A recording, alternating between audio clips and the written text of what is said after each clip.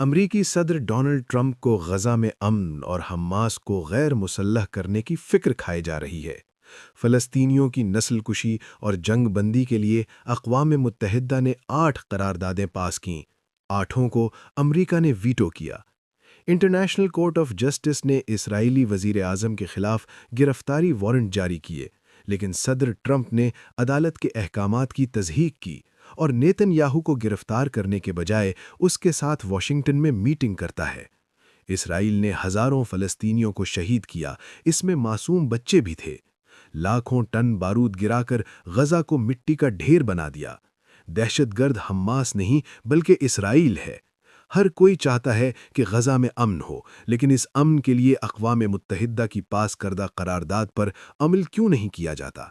امن کی تمام کوششوں میں فلسطین کی اتھارٹی کو کیوں نہیں بٹھایا جاتا؟ حماس کو غیر مسلح کرنے کے بجائے اسرائیل سے غزہ کا قبضہ چھڑایا جائے۔ جب اسرائیل فلسطینیوں کی سرزمین سے نکل جائے گا تو حماس خود بخود غیر مسلح ہوگی۔ امریکہ اور اسرائیل خود قابض ہیں۔